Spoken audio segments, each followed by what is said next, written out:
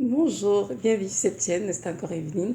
Que le Seigneur Jésus-Christ vous bénisse richement et vous comble de sa douce présence. Aujourd'hui, nous allons parler de l'école de formation du Seigneur et de ses différentes salles de classe. En tant que chrétiens, nous savons tous que nous avons besoin d'être façonnés par Dieu afin que nos vies lui donnent toute la gloire qui lui est due. Et pour cela, nous devons accepter, entreprendre une marche qui n'est pas du tout facile, mais qui en vaut la peine. Dans la vie, nous savons tous que rien n'est facile. Si on veut réussir, on doit se battre, on doit travailler dur pour obtenir ce que nous voulons. Et parfois même, il arrive qu'on travaille très dur, mais qu'à la fin, on n'a pas toujours la chose désirée. On peut travailler dur pour bâtir une carrière, fonder une famille, avoir une certaine qualité de vie, obtenir un diplôme, etc. On voit ça dans toutes les sociétés, qu'elles soient africaines, occidentales, américaine, et tout le monde fait cela, aussi bien les païens que les chrétiens. Mais pour les enfants de Dieu, en plus de faire cela, ils doivent bâtir leur vie chrétienne qui demande aussi beaucoup d'efforts. Car le chemin étroit sur lequel ils doivent marcher est loin d'être un long fleuve tranquille. En effet, il est parsemé de nombreux obstacles, de plusieurs embûches. Il va falloir franchir afin de demeurer sur le chemin étroit qui mène au paradis. Malheureusement, plusieurs sont arrêtés en chemin, plusieurs ont dévié du chemin étroit pour aller sur le chemin large et spacieux qui conduit en enfer. Pourquoi? Parce qu'ils ont été soit parce qu'ils ont soit manqué de persévérance, soit ils ont vécu beaucoup de frustration, deux épreuves, et ils n'ont pas compris que toutes les épreuves sur le chemin avaient été permises par le Seigneur pour éprouver leur foi et aussi leur permettre de grandir en lui, d'acquérir une certaine maturité spirituelle. En date du 2 mai 2018, le Seigneur nous demande de préparer ce message afin que nous comprenions bien ce qui se passe dans la vie du chrétien une fois que ce dernier prend l'engagement de suivre le Seigneur, c'est-à-dire de prendre le Seigneur comme son sauveur et son Seigneur. Donc, ceci fera l'objet de cette vidéo. Dans le monde séculier, lorsqu'on s'inscrit soit au collège, soit à l'université, c'est parce qu'on désire avoir un diplôme à la fin de nos études. Et avec ce diplôme, on peut se trouver un bon travail. Donc, on va à l'école pour s'instruire, pour se former, avec un objectif précis à atteindre. Et tout au long de notre parcours, il y a souvent différents cours à prendre, différentes salles de classe à franchir. Et pour réussir, il faut étudier, il faut être discipliné et il faut être déterminé. Il faut vraiment travailler très dur. Il faut savoir de bonnes notes si on veut obtenir le diplôme à la fin du cycle. Ceci est l'école des hommes. Nous devons comprendre que nous aussi, en tant que chrétiens, nous sommes inscrits à l'école de Dieu. En effet, depuis le jour de notre conversion, nous sommes tous inscrits à l'école du Seigneur. Et dans un premier but, pour que Christ soit formé en nous, comme il est mentionné en Galates 4, 19, l'apôtre Paul a dit aux Galates qui souffrent les douleurs de l'enfantement afin que Christ soit formé en eux. Et pour le but final, notre entrée au paradis à la fin de notre vie sur cette terre. Mais il y a certaines personnes qui veulent juste être sauvées. Ils veulent juste savoir que leurs noms sont inscrits dans le livre de vie, mais ils ne veulent pas être formés par le Seigneur. Ceci n'est pas normal, car ce n'est pas toute la volonté de Dieu. Certes, il nous a sauvés par grâce, mais il désire que nous croissions en lui et que nous soyons vraiment transformés à son image, que nous soyons ses imitateurs en toutes choses dans sa parole, afin que nous prions par nos œuvres dans ce monde vraiment rempli de ténèbres. Et pour cela, nous avons besoin d'être façonnés par Dieu. Tout enfant de Dieu a besoin d'être façonné par Dieu parce que avant il agit d'une certaine manière et une fois dans sa vie à Christ, il a besoin d'être redressé par le Seigneur. Et, euh, et pour cela, il faut que ce Seigneur fait l'œuvre dans sa vie. Nous allons lire ensemble Éphésiens 5, verset 1 à 2. Éphésiens 5, verset 1 à 2 dit ceci. Soyez donc les imitateurs de Dieu comme ses enfants bien-aimés et marchez dans la charité, tout comme le Christ aussi nous a aimés et s'est livré lui-même à Dieu pour nous en offrande et en sacrifice comme un parfum de bonne odeur. Amen. Donc nous voyons bien ici que nous avons besoin d'être des imitateurs de Christ. Et pour ces imitateurs, justement, nous avons besoin d'être façonnés par Dieu afin qu'il puisse nous dépouiller vraiment des œuvres mortes de la chair. Oui, nous avons besoin de bâtir notre vie chrétienne, nous avons besoin de nous dépouiller des œuvres mortes de la chair, de nous revêtir Christ et de faire l'œuvre pour laquelle il nous a créés, de persévérer dans la foi, afin que nos vies soient en fin de compte des sacrifices, ayant un parfum de bonne odeur qui sera vraiment agréable au Seigneur. Et pour ce faire, notre chair a besoin d'être crucifiée par le Seigneur. Et ce n'est que dans les épreuves, dans les tests que Dieu pourra faire ce travail de crucifixion de notre chair. C'est bien de lire que oui, nous avons été crucifiés avec Christ et tout, mais c'est une chose de dire cela, mais c'est aussi une chose de le vivre pratiquement. Lorsqu'une personne donne sa vie au Seigneur Jésus-Christ, il fait une belle confession de foi et c'est très bien. Il est important de comprendre cependant que Jésus-Christ est la porte des brebis. Donc, il est la porte des brebis. Et lorsque nous entrons, lorsque nous l'acceptons dans nos vies comme notre Seigneur et Sauveur, nous devons assurément entrer dans l'école, c'est dans la bergerie avec lui, afin d'apprendre à le connaître et de le suivre. Nous allons lire ensemble Jean 10, verset 10, verset 1 à 10, pardon. L'évangile de Jean, chapitre 10, verset 1 à 10. Je vais lire. En vérité, je vous le dis, celui qui n'entre pas par la porte dans la bergerie des brebis, mais qui y monte par ailleurs, est un voleur et un brigand. Mais celui qui entre par la porte est le berger des brebis. Le portier lui ouvre, les brebis entendent sa voix, il appelle ses propres brebis par leur nom, et il les conduit dehors. Et quand il a fait sortir toutes ses brebis dehors, il marche devant elles, et les brebis le suivent parce qu'elles connaissent sa voix. Mais elles ne suivront pas un étranger. Au contraire, elles fuiront loin de lui parce qu'elles ne connaissent pas la voix des étrangers. Jésus leur dit cette parabole, mais ils ne comprirent pas ce qu'il leur disait. Jésus donc leur dit encore, en vérité, je vous le dis, je suis la porte des brebis. Donc tous ceux qui sont venus avant moi sont des brigands et des voleurs, mais les brebis ne les ont pas écoutés. Je suis la porte. Si quelqu'un entre par moi, il sera sauvé. Il entrera, il sortira, il trouvera des pâturages. Le voleur ne vient que pour dérober, tuer, détruire. Moi, je suis venu afin que mes brebis aient la vie et qu'elle l'ait même en abondance. Amen. Donc, Jésus-Christ est la porte des brebis. Nous voyons bien ici qu'il est la porte. Lorsqu'on a cette vie contre sauver le Seigneur, nous entrons dans la bergerie. Et on dit ceci, lorsque le maître arrête le Seigneur, et ces brebis entendent sa voix, parce que ces brebis connaissent sa voix et ces brebis le suivent. Et ces brebis ne peuvent pas suivre un étranger parce que ces brebis ne connaissent pas la voix des étrangers. Donc, lorsque nous dans notre vie, nous entrons dans cette bergerie et nous apprenons cette bergerie justement à apprendre à connaître le Seigneur. Oui, c'est important. Apprendre à entendre sa voix et apprendre aussi à le suivre, c'est-à-dire à marcher après lui jour après jour. Et c'est ça justement l'entrée dans l'école de formation du Seigneur. Donc, nul ne peut aller au Père sans passer par le Seigneur Jésus-Christ. Il est la porte par laquelle il faut passer si on veut entrer au ciel, au paradis. Et une fois qu'on a ça dans notre cœur, on entre dans la bergerie. Il faut maintenant apprendre à connaître ce Dieu, à découvrir en fait notre identité en Christ, qui nous sommes en Christ véritablement. Et pour cela, nous devons entreprendre justement la marche chrétienne. Et cette marche doit se poursuivre sur le chemin étroit, oui, le chemin étroit, qui conduit justement au paradis.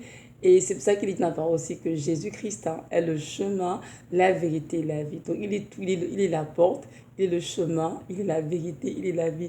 Donc si nous voulons vraiment être des enfants de Dieu qui reflétons sa gloire, c'est important d'abord de la seconde sauver le Seigneur parce qu'il apporte justement d'entrer dans la bergerie par la porte des brebis.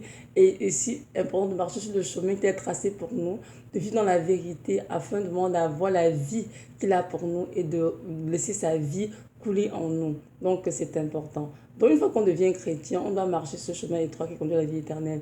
Et ce chemin, le Saint-Esprit, cet esprit de vérité, est celui qui nous aidera à grandir, à franchir tous les obstacles et à persévérer jusqu'à la fin pour être sauvés.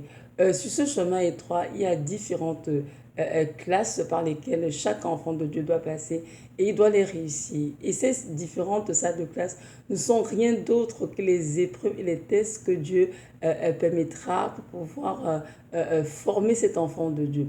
Nous devons voir l'école du Seigneur comme une grande école dont le Seigneur Jésus-Christ est la porte, c'est vrai. Dans cette école, il y a plusieurs salles de classe et chaque salle de classe a une porte aussi. Donc, à chaque étape de la vie donnée d'un enfant de Dieu, une porte s'ouvre et cet enfant de Dieu entre dans la salle désirée par le Seigneur pour être formé, dépendant de ses besoins, de l'œuvre que Dieu fait dans sa vie. Donc, dans ces salles de classe, l'enseignant, évidemment, c'est le Seigneur Jésus-Christ lui-même. Donc, car c'est le bon berger, on a dit tout à l'heure, il est le bon berger, comme mentionné en Jean 10, pardon, verset 11. Jean 10, verset 11 dit ceci, je vais dire, je suis le bon berger, et le berger donne sa vie pour ses brebis. Évidemment, Jésus-Christ est notre berger qui a donné sa vie pour nous. Et maintenant, une fois que nous avons accepté notre vie comme Sauveur Seigneur, il veut nous former, il veut nous façonner. Nous avons besoin justement pour ça de développer une relation d'intimité avec le Seigneur. Pourquoi? Parce que durant la marche, nous avons besoin de savoir qui nous suivons tous les jours. Hein. Est-ce que nous suivons le Seigneur ou nous suivons un étranger? Et pour s'assurer que nous suivons le Seigneur, c'est important d'avoir une relation d'intimité avec le Seigneur. Donc, l'école du Seigneur n'est certainement pas l'école de théologie dont je parle ici, aucunement. L'école de théologie, c'est encore, comment dirais-je, l'école des hommes, malheureusement, infiltrée de beaucoup de doctrines qui sont contraires aux enseignements du Seigneur lui-même. Mais l'école du Seigneur, je passe, c'est une école vraiment qui se passe dans l'intimité du Seigneur, dans notre maison. Et nous sommes vraiment à ses pieds. Nous le sommes enseignés par lui, comme dans la parole, nous avons vu Marie assise au pied du Seigneur Jésus pour l'écouter. Donc cette école, c'est vraiment une école spirituelle dans laquelle Dieu nous conduit jour après jour dans le but vraiment de nous dépouiller des yeux des ténèbres, de nous revêtir de Christ. Et durant cette marche avec lui, justement, il permet un ensemble de tests, d'épreuves pour nous former, pour nous façonner. Donc, c'est donc là, vraiment, c'est l'école de Dieu.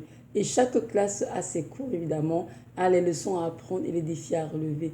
Mais nous devons comprendre que toutes les épreuves par lesquelles nous passons notre vie sont sagement définies et permises par le Seigneur pour nous permettre d'acquérir la maturité spirituelle nécessaire pour combattre le combat de la foi et vaincre l'ennemi de nos âmes. Aussi, on dit que le Seigneur est le contrôle de tout dans nos vies.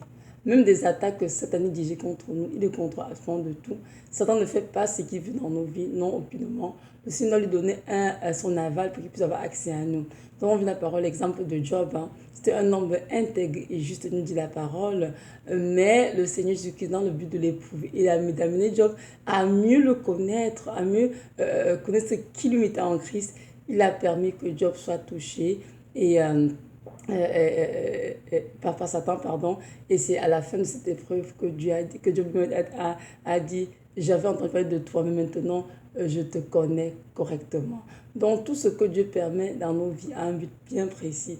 Il n'y a aucune souffrance, aucune douleur dans notre vie qui est là juste pour comment dire, fin de décoration. Non, c'est tellement pas. Jésus-Christ a bien réfléchi à tout.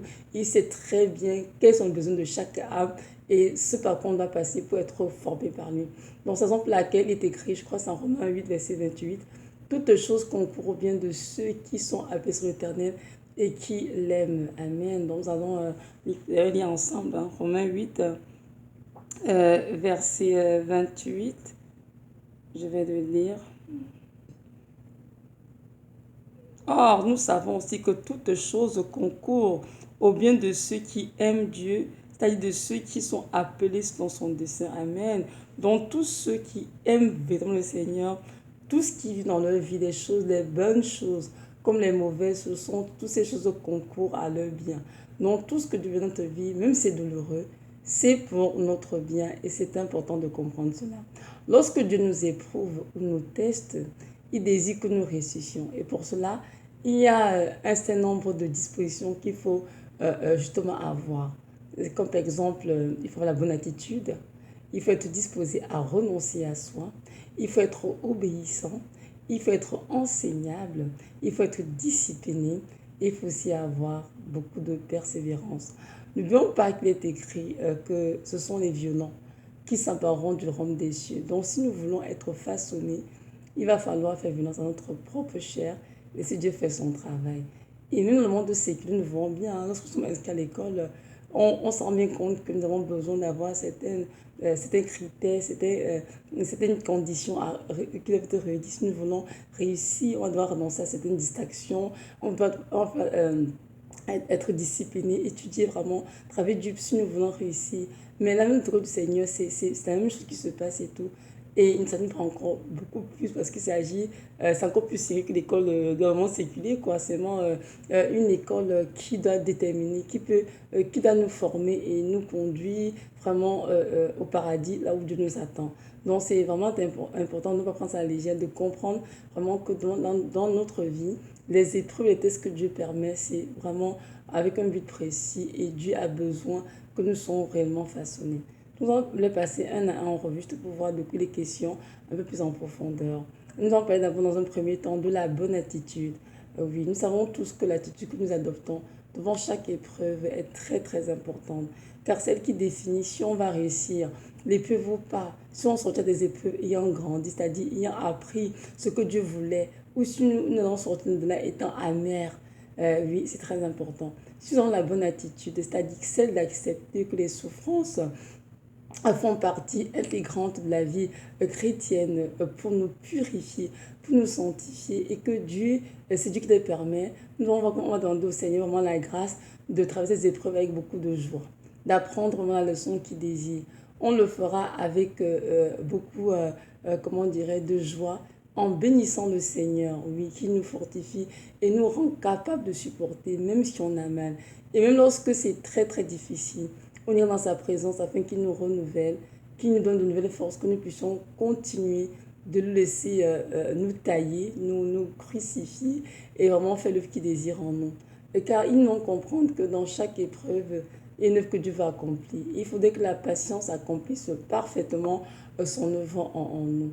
Nous allons lire ensemble dans le livre de Jacques, chapitre 1, versets 2 à 4. Dans Jacques chapitre 1, verset 2 à 4 dit ceci. Mes frères, regardez comme un sujet d'une parfaite joie quand vous êtes exposés à diverses épreuves, sachant que l'épreuve de votre foi produit la patience. Mais il faut que la patience accomplisse parfaitement son œuvre, afin que vous soyez parfaits et accomplis, en sorte qu'il ne vous manque de rien. Amen. Donc nous voyons bien ici que nous devons avoir vraiment la bonne attitude parce que la patience doit accomplir parfaitement son œuvre en nous, afin que nous soyons parfaits et accomplis en Christ. Amen. Dieu ne veut pas juste que nous soyons dans l'épreuve, mais Dieu veut que le feu de notre foi produise la patience qui doit accomplir parfaitement son œuvre en nous, afin que nous soyons parfaits. Donc Dieu a une œuvre à faire dans nos vies et c'est important de vraiment avoir la bonne attitude devant les épreuves. Je sais que parfois il arrive qu'on se mette en colère, qu'on est chuté contre le Seigneur à cause de tout ce que nous vivons. C'est normal, c'est une action humaine, hein, mais nous devons toujours demander la grâce Seigneur de ce que le Saint-Esprit fait son œuvre en nous et d'accepter les épreuves, même si on ne les comprend pas, même si on ne peut pas forcément discerner pourquoi cette épreuve, Seigneur, mais avec tout statut de se soumettre à ce que Dieu veut et ne pas fuir les épreuves et laisser Dieu faire son travail en nous. Nous, on va prendre le cas d'Abraham. Hein. Abraham, le Seigneur lui a demandé d'être premier fils. Il a attendu 25 ans. Et une fois que cet enfant est né, son fils Isaac, Dieu a demandé en le testant justement d'aller au fils d'enfant sacrifice. Vous voyez, c'est sûr que je ne crois pas qu'Abraham soit parti en chantonnant parce qu'il est très content. Je crois qu'il était fortement affligé en lui. Mais il a quand même décidé de faire ce que Dieu demandait. Et il a fait cela avec une bonne attitude aussi pour que le Seigneur, justement, soit glorifié. Et effectivement, comme Dieu l'a récompensé, parce que Dieu voulait juste lui passer un test, c'était pas en fait parce que Dieu voulait vraiment prendre l'enfant. Donc le Seigneur fait moi ce qu'il fait dans nos vies. Et c'est donc de comprendre cela. Lorsqu'on se met en colère, qu'on est frustré par de la vie, alors là c'est très difficile de traverser l'épreuve. Parce que notre cœur devient amer, on se retrouve à murmurer contre ceux qui nous entourent, et même parfois contre Dieu, il y a des gens qui murmurent contre le Seigneur. On va dire, Seigneur, pourquoi moi, Seigneur? Pourquoi tant de souffrance? Et Parfois, le Seigneur nous répond. Parfois, il ne nous répond pas du tout. Donc, comprendre que c'est Dieu, c'est lui le maître. C'est lui l'enseignant, le Seigneur Jésus-Christ. Et le potier, c'est lui. Et nous ne sommes que l'argile dans ses mains. Donc, il est libre de faire de nous le vase qu'il désire à sa guise et dans le temps qu'il voudra.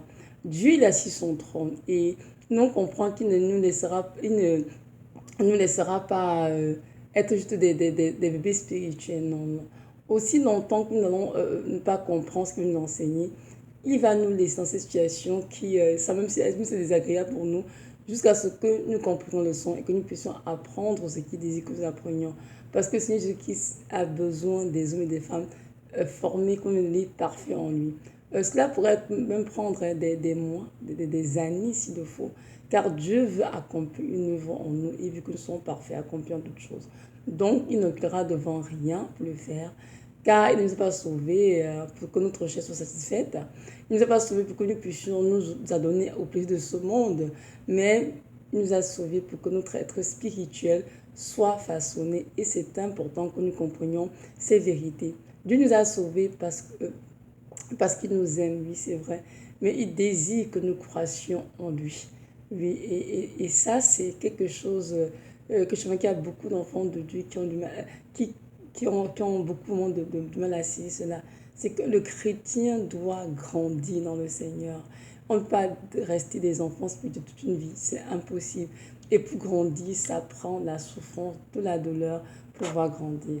Donc, nous allons lire ensemble un texte qui est dans 1 Pierre 2,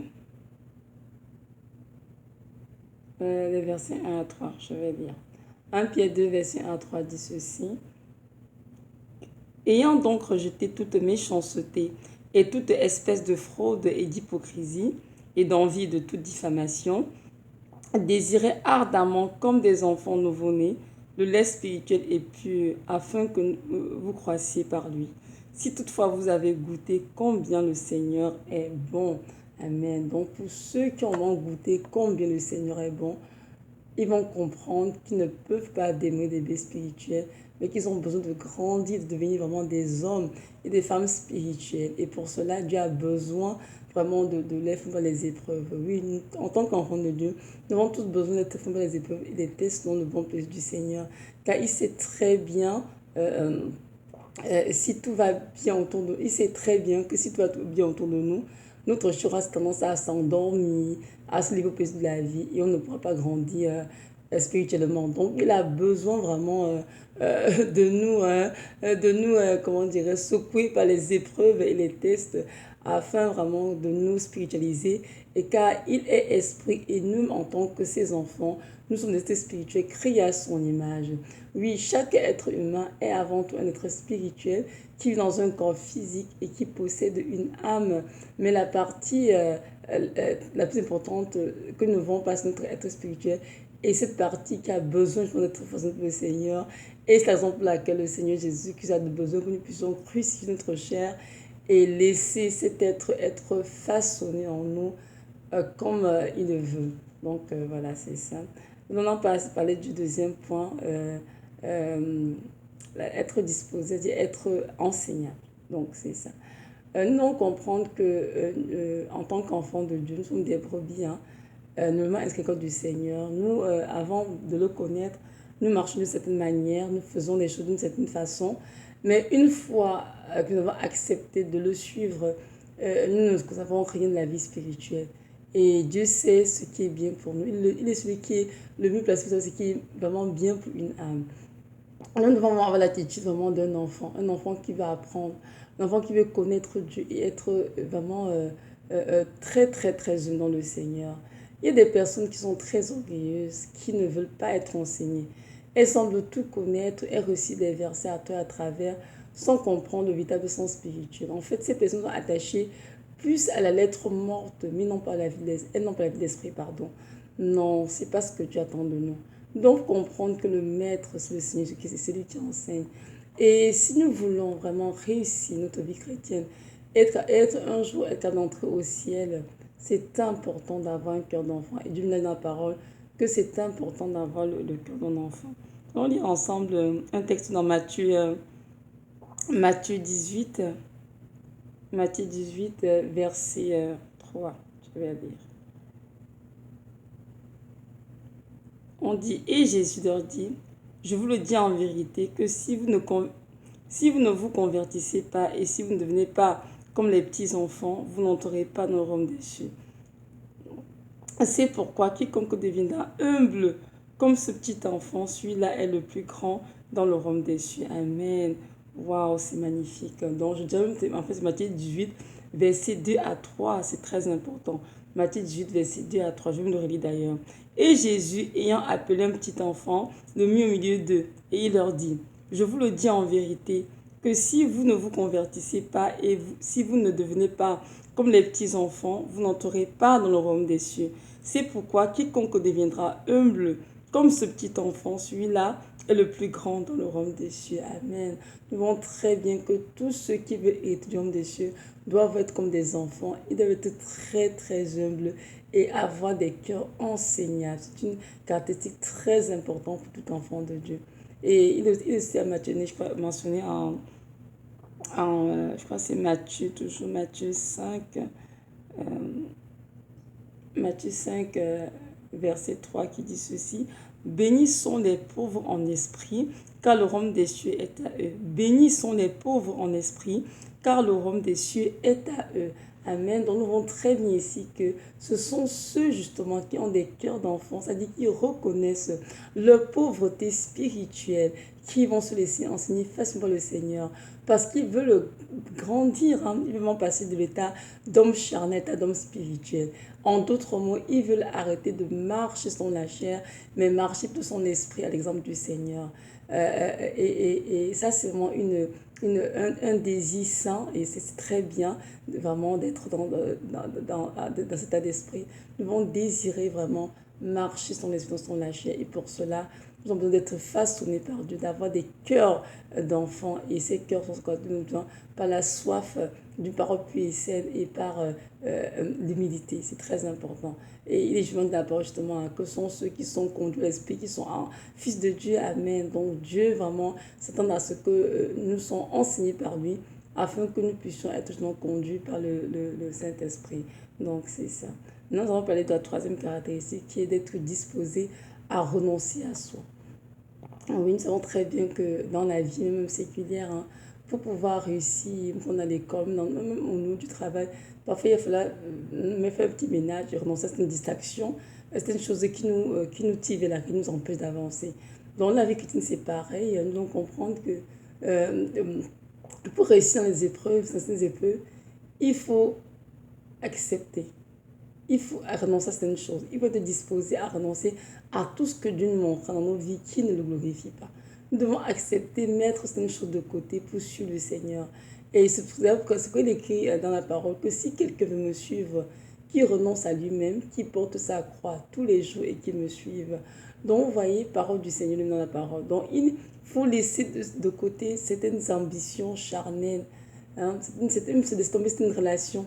C'est un désir qui nous gouverne le Seigneur et rechercher vraiment à faire la volonté de Dieu à tout prix. Oui.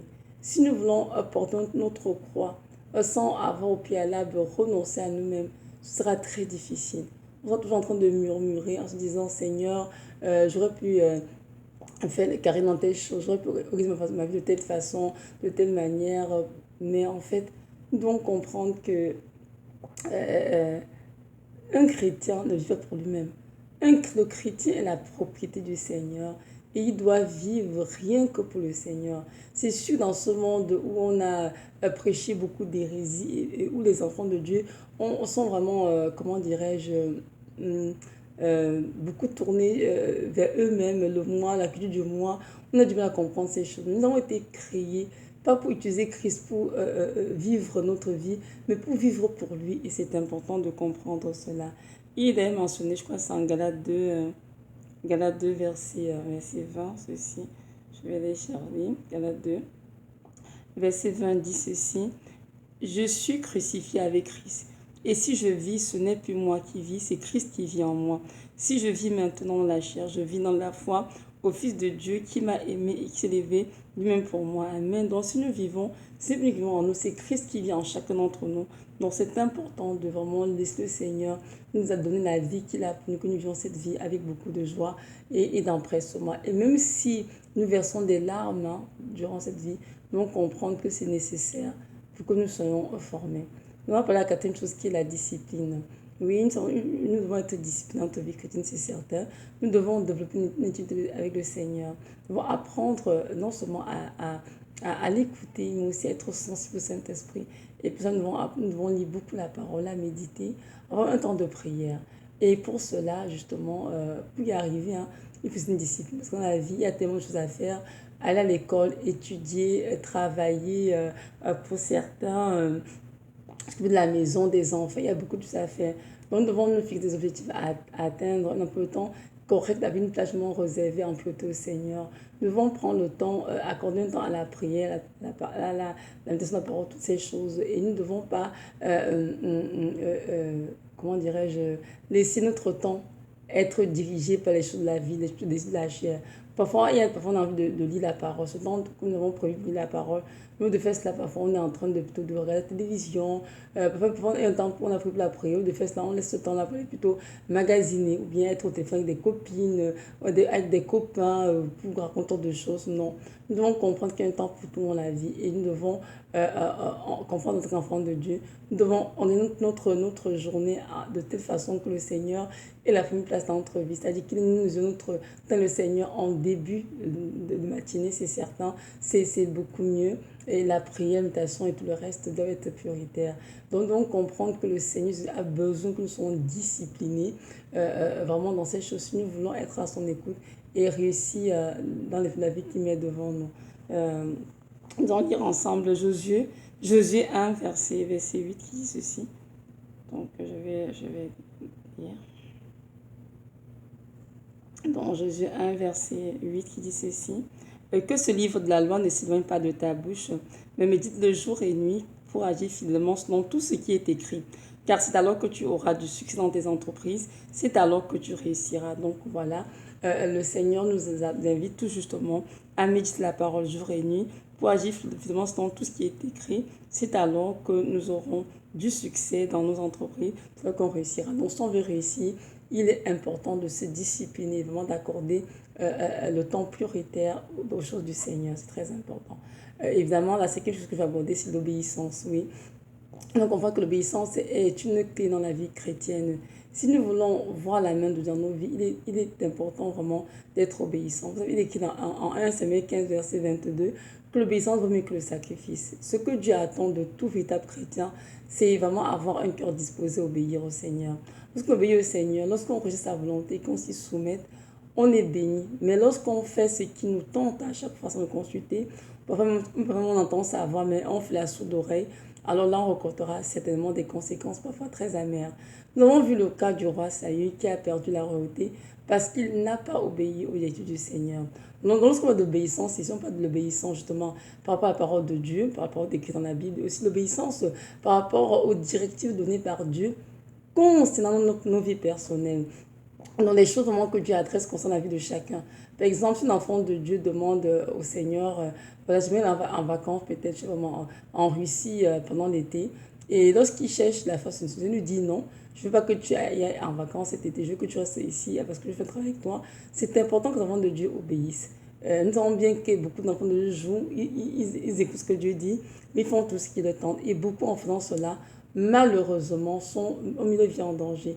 Et moi, j'ai vu dans ma vie beaucoup de gens à qui le Seigneur a nous dit, ne fais pas ci, ne prends pas tes chemins. Ils ont bien entendu de Dieu, mais ils ont quand même fait ils ont quand même fait ce qui leur plaisait. Et à la fin, malheureusement, ils ont rencontré des souffrances très amères. Parfois, Dieu, il voit le danger beaucoup plus loin que ce que nous voyons. Et pour nous préserver, il va nous dire non à cette chose. Nous devons comprendre que le non, c'est pour notre bien. Mais peu de chrétiens obéissent au Seigneur. Et c'est ainsi que plusieurs, parfois, se retrouvent à écouter leur vie. Oui, plusieurs chrétiens écoutent leur vie parce qu'ils n'ont pas justement voulu obéir au Seigneur. Mais c'est important vraiment d'avoir un cœur disposé à la crainte de Dieu, d'avoir un cœur disposé à obéir au Seigneur. Lorsque Dieu te dit non, c'est un non. Il faut donner la force à Dieu pour obéir. Lorsqu'il dit oui, il faut faire ce que Dieu attend de toi. C'est vraiment très, très important. Maintenant, je vais parler de la persévérance. Nous savons tous très bien que dans la vie, hein, il faut vraiment être, il faut vraiment avoir de la persévérance en toutes choses. Comme on dit au début de cette vidéo, nous savons que rien n'est facile. Même dans le monde séculier, c'est pas tout facile. Même la persévérance, justement, est une qualité très louable même dans les écoles et ils ont besoin de persévérance vraiment dans la vie si on doit réussir. Donc dans les épreuves, ils ont besoin de persévérer le Seigneur. Il y a des épreuves qui se découlent en quelques jours, quelques semaines, et d'autres qui peuvent prendre des années, qui peuvent prendre, mon Dieu, des mois. Et c'est important que nous puissions avoir beaucoup d'endurance pour ne pas nous laisser l'âme décourager. Il faut demander au Seigneur la grâce, le courage de persévérer jusqu'à la fin de l'épreuve. Nous voyons bien que la persévérance doit être de mise si nous voulons réussir l'épreuve pour laquelle nous nous trouvons. Alors, à l'école de Dieu, la même chose se passe tous les jours, comme dans le monde séculier. Il est important de comprendre qu'il y a des épreuves par lesquelles on passe. Et parfois, on se met à prier, Seigneur, s'il te plaît, sauve-moi de cette épreuve, c'est trop difficile.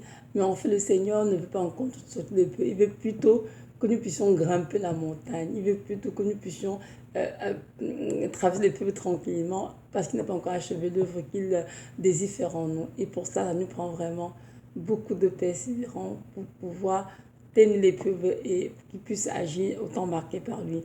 Donc c'est ça, c'est très important la persévérance.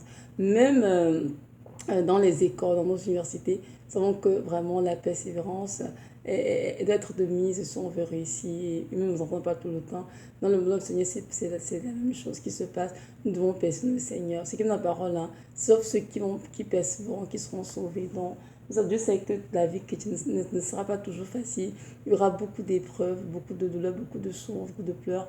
Il y aura aussi beaucoup de joie. Dans toutes choses, il faut persévérer. C'est la raison pour laquelle le Seigneur a dit, vous marchez par la foi et non par la vue. Parce qu'il sait que parfois, vraiment, à la vue autour de nous, on est découragé, on ne veut pas. On se dit, Seigneur, on n'arrivera jamais. Mais il veut que nous gardions foi en lui, que nous sachions qu'il est là et qu'il ne nous abandonnera jamais et qu'il nous soutient dans l'épreuve afin que nous soyons des femmes et des hommes accomplis, parfaits en lui. Donc voilà. Donc voilà, c'était ça le message d'aujourd'hui. Je vais continuer la deuxième partie. Dans une prochaine vidéo, je parlerai plus précisément, clairement, c'est quoi les différentes salles de classe de formation. Donc c'est quoi les différentes épreuves et tests auxquels nous pouvons être soumis le Seigneur pour pouvoir être justement façonnés par lui. Donc voilà. J'aimerais juste terminer cette vidéo en nous rappelant que le Seigneur qui se revient bientôt. N'oublions pas cela, c'est important de garder nos lampes allumées en fuyant justement les faux enseignements, la distraction de ce monde et vraiment en demeurant dans la présence du Seigneur matin, midi, soir. Notre Dieu est un Dieu grand, il est un Dieu puissant, il est un Dieu merveilleux, il prend soin de chacun d'entre nous. Donc merci vraiment de m'avoir écouté. Soyez richement bénis et que le Seigneur qui nous aide tous à accepter, qui nous forme, qui nous taille, qui nous façonne afin que nos vies lui donnent toute la gloire qui lui est due. Merci.